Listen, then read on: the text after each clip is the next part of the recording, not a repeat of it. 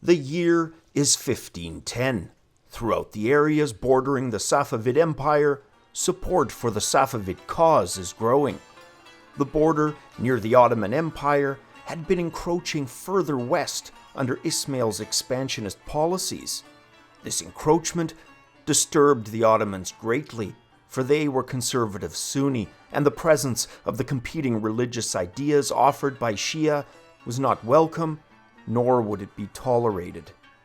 The Ottoman Empire during Ismail's expansion years was headed by Bayezid II. He was facing a succession crisis between his two sons while simultaneously watching Ismail ferment revolt among the Kizilbash on his eastern frontier. In fact, most of the unrest along the eastern border stemmed from the direct or indirect interference of Ismail, who was eager to promote Shi'ism at any and every opportunity available. All the while, Bayezid's two sons continued their bickering.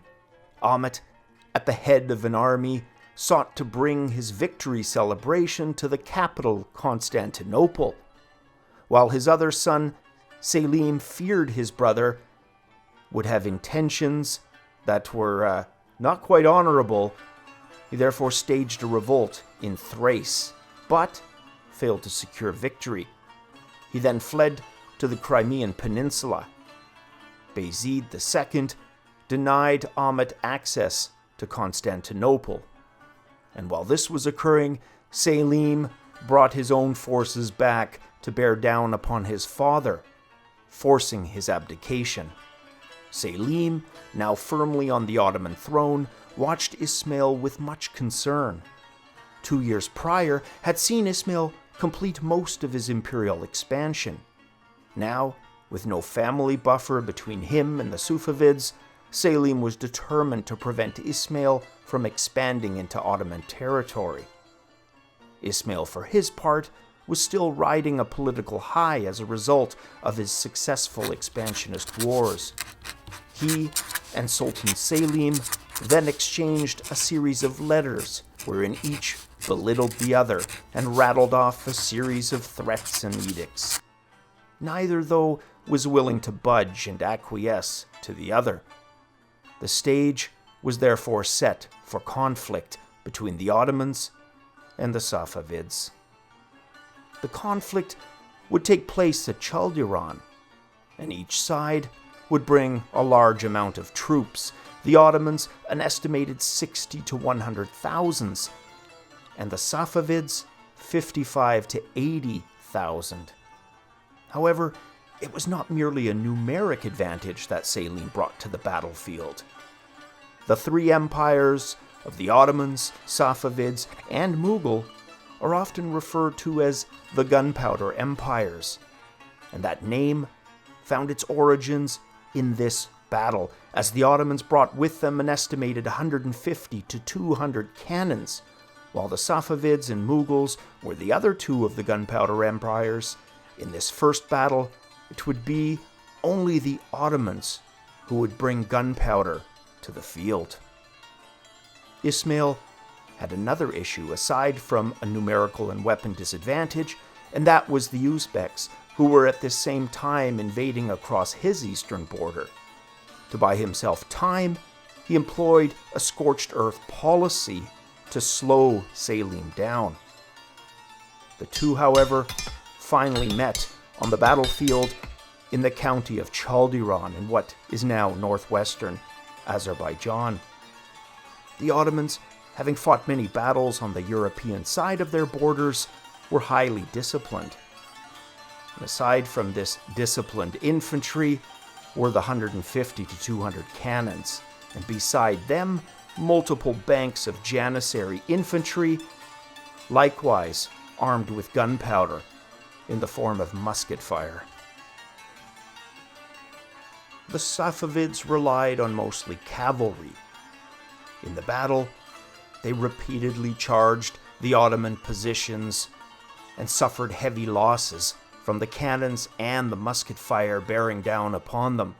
Charge after charge was dispatched this way, until finally, with their morale crushed along with thousands of dead littering the field, the Safavids were routed. The Ottomans then advanced into their capital of Tabriz and captured multiple silk trade route city locations as well. However, the Ottomans, fearing a counterattack, did not linger. Even though they could have quite likely taken much more additional territory, even thrust themselves into the heart of Safavid territory, they chose instead to retreat. A stroke of fortune, despite the loss, allowed the Safavids to recapture Tabriz and some of the other border locations. However, after this loss, Ismail, having had his aura of invulnerability crushed, descended into a deep and dark depression. And into this dark voyage, he would take to heavy drinking of alcohol. His relationship with the Kizilbash would also be changed and even altered at its foundation. Increasingly, he left the day-to-day administration of the empire to his vizier, Mirza Shah Hussein, who consequently also became his drinking partner and close friend, albeit one with ulterior motives. Mirza's power base would continue to grow until a group of Kizilbash officers assassinated him in 1523. The following year, on the 23rd of May in 1524, Ismail would die at the relatively young age of just 36. He would leave his empire in the hands of his descendants, the first of which, his son, would go on to rule for many decades. Babur, after losing Samarkand for his third time, no longer sought to recapture his homeland. Instead, he would focus his attention towards northern India to his east. In 1519, he launched a campaign and reached the Chenab River, which is now part of modern Pakistan. His goal, to annex the area of the Punjab, as this had been part of his ancestor Timur's empire. Currently, the Lodi dynasty, under the rule of Ibrahim Lodi, were master and commander of those territories. Babur therefore set his sights on the Punjab and expansion into those lands. In 1524, he set out for Lahore to confront the Daulat Khan Lodi. They had made an arrangement. However, upon arriving, Daulat's army disintegrated, and Daulat surrendered himself, as they had discussed, to Babur. Within just 3 weeks of crossing the Indus River, Babur had obtained the entire Punjab. He would continue on towards Delhi via the Sirhind, reaching Panipat on the 20th of April in 1526. Ibrahim Lodi would be there to meet him with a larger army of 100,000 soldiers in addition to approximately 100 war elephants. However, Babur would use the tactic of Tulugma to encircle Ibrahim's army and force it to face his artillery fire. The artillery fire having the secondary benefit of scaring the war elephants. And like at the Battle of Chaldiran between the Ottomans and Safavids, this was a battle where one side, Babur's, had gunpowder weapons and the other, Lodi's, did not, despite him having the larger numbers. And just like at the Battle of Chaldiran, the gunpowder side won handily here.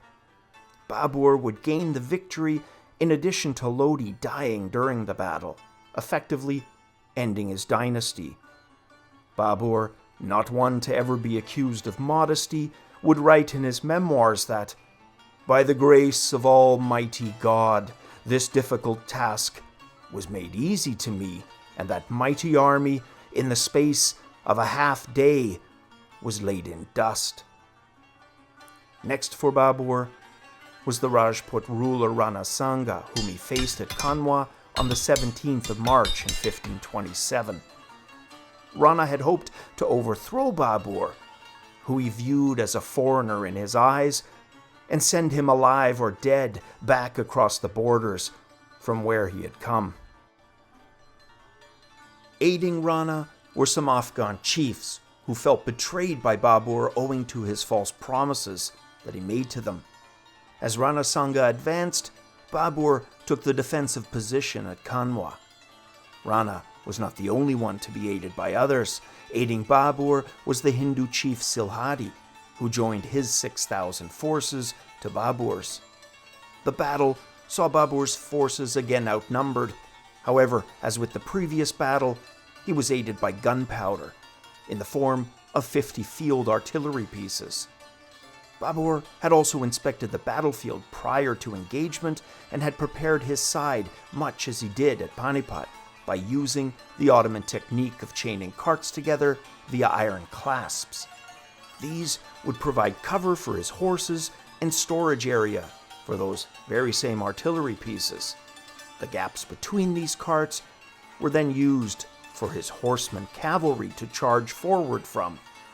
Ditches were dug to protect his flanks. The battle started with Rana Sanga fighting traditionally and attempting to attack the Mughal flanks.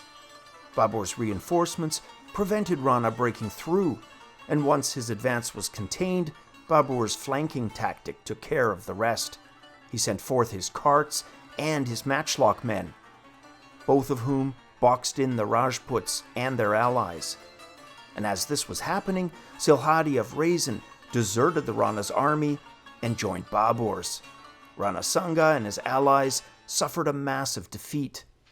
Babur, in a very macabre move, ordered a tower of enemy skulls to be erected, which was an apt tactic, as Timur, his ancestor, had used the very same tactic against his foes. Word of this spread after the battle, and it would end up being a great bit of terror propaganda for Babur.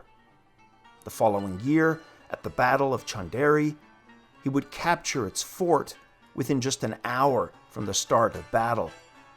Babur's Mughal Empire now controlled a large area of present-day northern India. His objective of going east had been met, and the distance between himself and the loathed Uzbeks who had deprived him of his homeland was consequently increased.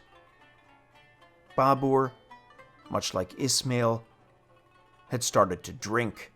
Babur, after he turned 30, he'd managed to avoid its grip while in Herat, but in Kabul, during relatively peaceful times, he would fall victim to its lure. While also interested in literature and creating works, he also enjoyed art, music, and gardening. However, for alcohol, he would explore his social side, hosting elaborate wine parties where, in addition to alcohol, opium, the lethal kiss of the poppy, would beguile him. He would quit drinking for health reasons just 2 years before his death, and as with Ismail, Babur would die at a relatively young age. For him, age 47, which was just over a decade longer than Ismail would live. And here ends the third part and the series of Babur and Ismail, two men who had begun to rule young and were destined to also die young. Their legacy would be two of the three great gunpowder empires. Along with the Ottomans, the empires that they carved would dominate the region's geopolitics for centuries to come. Thank you all for your viewership and support, guys. It is, as always, appreciated. Please let me know in the comments below what additional periods you'd like to see covered. As I've indicated previously, all series will be completed, but some with lower viewer numbers, for example, or much more difficult editing, may take longer to complete. As always, and until the next video, cheers.